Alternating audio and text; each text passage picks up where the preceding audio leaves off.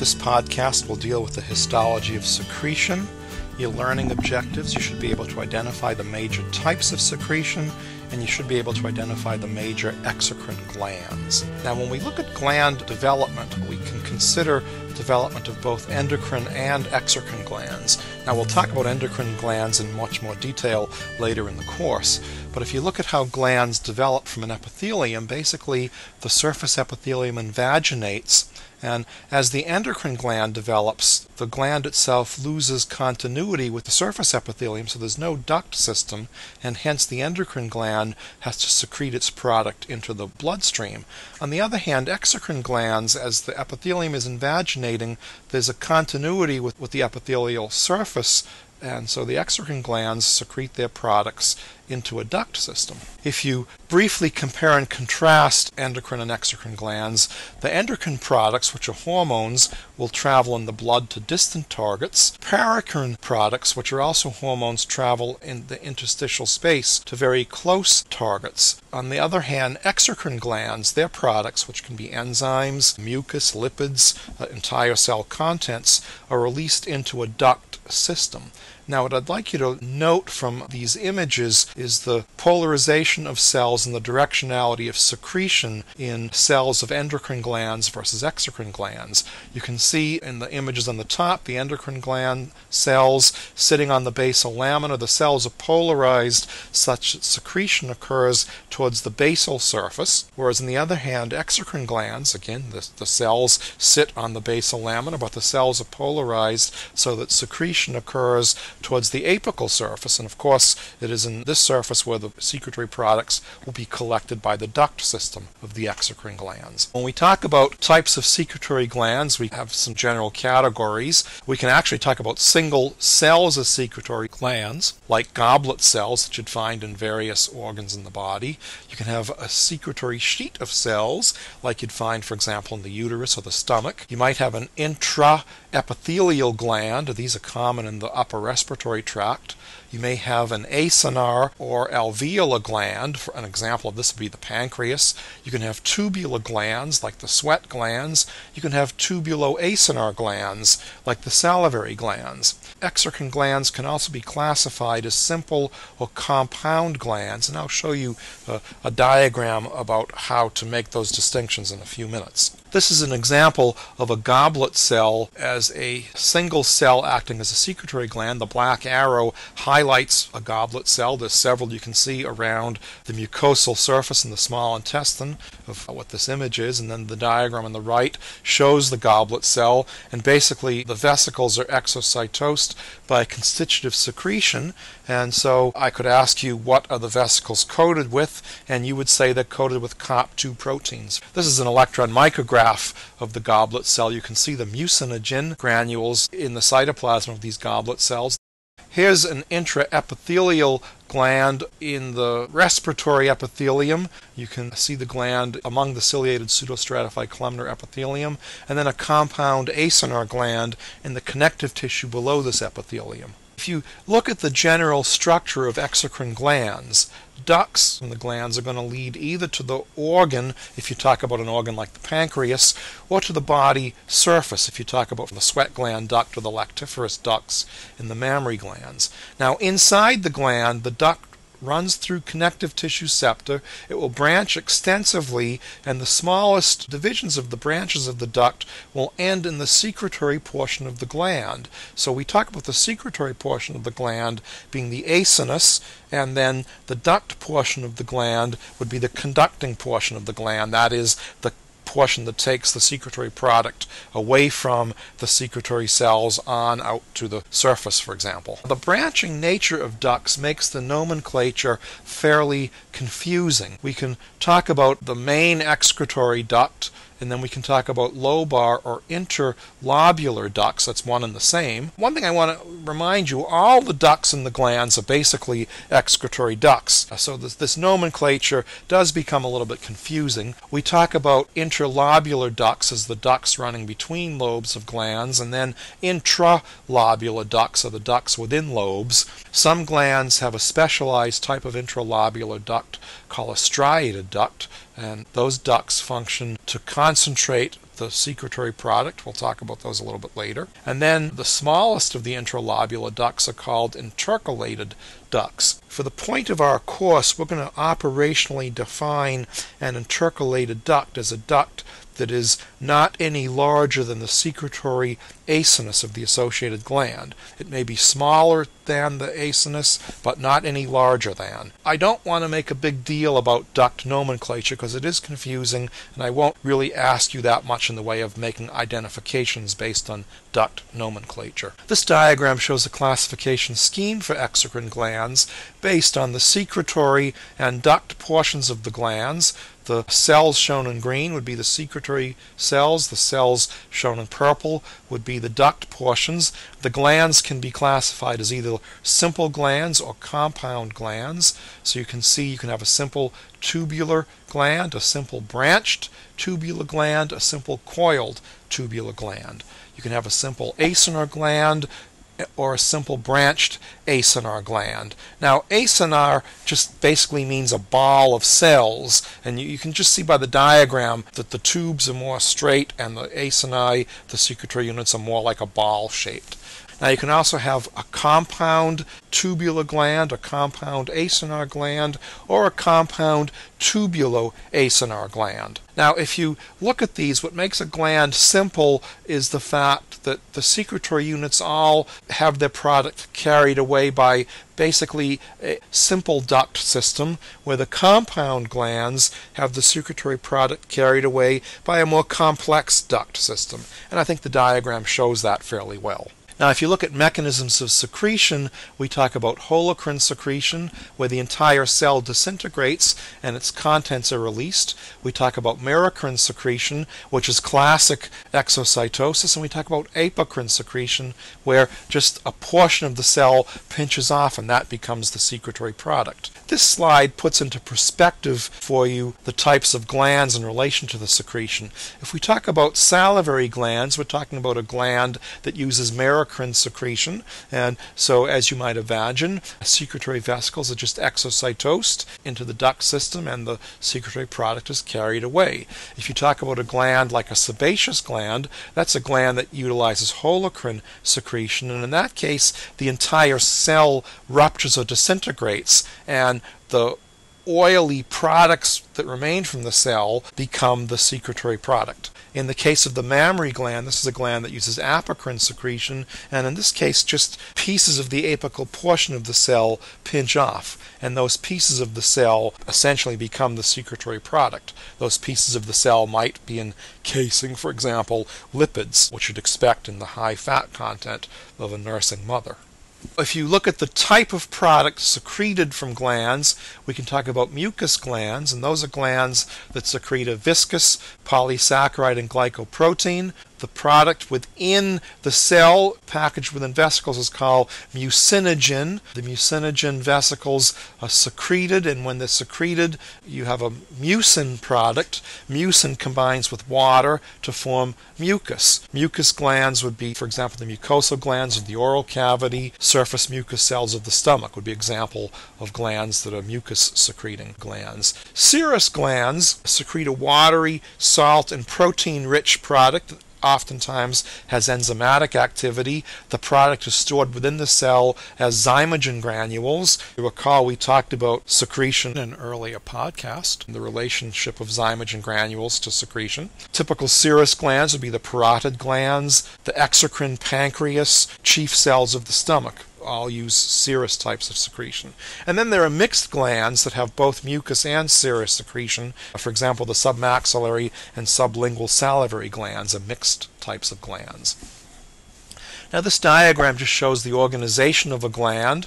There are mucus cells, of course, and serous cells, mucus cells secreting the mucus secretion, the serous cells secreting the proteinaceous secretion. There are serous demilunes, which on the diagram suggests these are protein secreting cells that are on the back end of a group of serous cells. We'll talk about this a little bit more in a few minutes. And then of course we can talk about intercalated duct cells and striated duct cells in the glands that have striated ducts. Intercalated ducts, the cells may actually be generative. These cells secrete a bicarbonate solution. They absorb chloride. Striated duct cells are specialized for active transport. They reabsorb sodium. They secrete potassium and bicarbonate, and they're common in the salivary glands.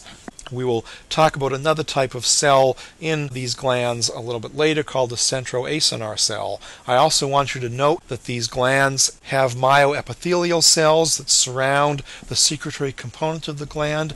These myoepithelial cells are of course contractile, and the contractile nature of the myoepithelial cells helps to push the glandular secretion out of the secretory unit into the duct portion of the gland. This just shows the arrangement in a slightly different point of view. The intercalated duct in this diagram is shown smaller than the diameter of the secretory acinus. Remember, for the point of view of operational definition, the intercalated duct can be up to the same diameter as the secretory acinus. This one shows diagrammatically a striated duct, and you can note the myoepithelial cells that surround not only the secretory component of the gland but the duct component of the gland. And again, the myoepithelial cells help to push the secretory product out of the gland. And then you can realize that the myoepithelial cells rest upon a basal lamina. This is a mixed salivary gland showing serous demilunes and striated ducts, the mucus component of the gland, the end of the arrow, and the serous demilune at the arrow head. You can see, therefore, several serous demilunes and mucus acini in this section. You can also note a blood vessel because the numerous red blood cells in the lumen of the vessel, and of course the endothelial cells that line that vessel. A point that I would like to make, and this is interesting, serous demilunes are actually thought now to be artifacts of chemical fixation. The image on the right shows the typical serous demilune as these protein secreting cells on the back end of the mucus cells. Now it's thought that during chemical fixation the mucinogen droplets in the mucus secreting cells just expand, and as they expand they're just pushing the serous cells away, so kind of towards the back end of the secretory unit. Indeed, with more modern types of fixation, when you do just a rapid freezing, you don't see serous demilunes. You see interspersed among the acinus mucus cells and serous cells. So the serous demilune we now believe is an artifact of fixation, albeit a very useful artifact to help identify the glands histologically. Something that's not related to this, but it comes to my mind when we study the GI tract. The mucosa of the colon looks like it's almost exclusively goblet cells. Indeed, the colon only has about 20% or 25% goblet cells in the mucosal surface, but most of the cells look like goblet cells, and it's the same deal. As the tissue is fixed, the chemical fixation causes the mucus droplets in the goblet cells to expand, and all the other enterocytes are pushed away and you don't actually see them. This diagram shows the major components of salivary glands. The salivon, which is actually a name given to the basic unit of a salivary gland, is shown on the left, and then diagrammatically what the parotid, submandibular, and sublingual salivary glands would look like. In humans, the parotid gland is a purely serous secreting gland. The submandibular or submaxillary gland is a mixed gland, but mostly a serous secreting gland. The sublingual gland is a mixed gland, but mostly a mucus secreting gland. You can see the proportion of these glands that would be contributed to by intercalated duct cells and the striated duct cells, and then of course the excretory duct components. Let's just say a few words about saliva. Saliva has a protective function and functions in digestion. Obviously, it moistens the oral mucosa. It moistens dry food to aid in swallowing. Saliva facilitates the activity of taste buds. It also has a buffering capacity for the oral cavity, and because of the enzymes like alpha amylase, it aids in digestion of carbohydrates. Because there's lysozyme and IgA in saliva, it controls the bacterial flora of the oral cavity. Saliva also plays an important role in the maintenance of teeth and in tooth development because it serves as a source of calcium and phosphate ions. There's a very thin film of protein, about 1 micrometer thick, that helps to coat the teeth. It's called an acquired pellicle. This coating of protein helps to prevent dental caries. I don't need to go over this, but you remember that plasma cells secrete IgA, and this IgA is taken up by the glandular epithelium and secreted into the glandular lumen. This table shows some characteristics of the exocrine glands. You should go over these. So for example, the sublingual gland is a mixed gland. It's a mostly mucus-secreting gland. The submandibular or submaxillary gland is a mixed mucus-serous secreting gland, but mostly serous. The parotid gland, we can say, is purely serous. The mechanisms of secretion for all of these salivary glands are merocrine, and of course they have intercalated striated and interlobular ducts. The pancreas is, at least from the exocrine portion of the pancreas, is serous secreting by merocrine mechanism, intercalated ducts, interlobular ducts, no striated ducts in the pancreas. Now, of course, the endocrine portion of the pancreas secretion comes from islet cells. We'll talk about that later. And you can see the sweat glands, simple tubular glands, merocrine secretion. Axillary sweat glands, simple tubular glands. The axillary sweat glands probably merocrine secretion, although histologically some people think that they have apocrine secretion. The sweat glands around the anal region are apocrine secreting. The mammary glands, of course, secrete protein and lipid. They're both merocrine and apocrine secretion. Sebaceous glands don't really have a duct. They use the hair follicle as their duct. Holocrine secretion, the entire cell breaks down. There are other types of secretory glands that are mixed in the GI tract and in the respiratory tract. Finally, I would like to point out that some people consider the testis and ovary as a secretory type gland, the product being the gamete. So you might say the mechanism of secretion here is cytocrine. It's an intact cell. The duct system in these would be complex, and we'll talk about the testis and the ovary later in the course. This is an image of the parotid gland, the arrow highlighting the striated duct. Characteristic of striated ducts, they have numerous basal infoldings with mitochondria interdigitated in those infoldings, and that's where the active transport occurs. This is an example of the submaxillary gland, the black arrow showing in the intercalated duct. You can see 2 mucus alveoli on this image. Again, a submaxillary gland, the arrowhead highlighting duct systems here. This is a mixed gland, but mostly serous secreting. There are just a few mucus acini on this. Here's the sublingual gland, and this gland is, of course, mostly mucus secreting cells. There's a connective tissue septum running right down the middle of the image, and you can see the mucus acini on either side of the septum. Here's the pancreas, highlighting the islets of Langerhans and an intercalated duct. You can see numerous secretory acini, and then highlighted here is a centroacinar cell. The centroacinar cells are cells that make up the very smallest portions of the collecting duct system. Basically, the secretory cells all come together at the apical boundaries and they secrete into an apical canoniculus. Well, then the duct system begins to form in association with that apical canoniculus, and the centroacinar cells would be the very smallest divisions of the intercalated duct system in these secretory organs. This is just another view of the pancreas. You can see nicely the secretory acini. You can clearly see the zymogen granules highlighted in the secretory cells. You can see some profiles of intercalated ducts on this image, and you can even see some small blood vessels. And another view of the pancreas showing the nice secretory acini, intercalated ducts, and then on the left side of the field a larger excretory duct in the pancreas surrounded by a lot of connective tissue. Here are some apocrine sweat glands from the axillary region of the body. Some histologists consider these apocrine secreting. Most people consider that they have merocrine secretion. But if you look at the apical boundary of the cells, you almost get the impression that the apical portions of the cell are breaking off. So this is why some people call them cells that utilize apocrine secretion. Here are sebaceous glands, and the image on the right is a little bit higher power of the sebaceous gland. The image on the left is just to show you that the sebaceous glands use the hair follicle as their duct system. Here is a sweat gland. This is deep near the junction between the dermis and hypodermis in the skin. You can see the secretory portions of the gland and the duct portion, which is a double cuboidal. This duct portion actually would course all the way through to the surface of the skin. And finally, the last slide just shows a view of the trachea. You can see the ciliated pseudostratified columnar epithelium, but you can see goblet cells interspersed with the other epithelial cells. These goblet cells would be individual secretory cells in the trachea.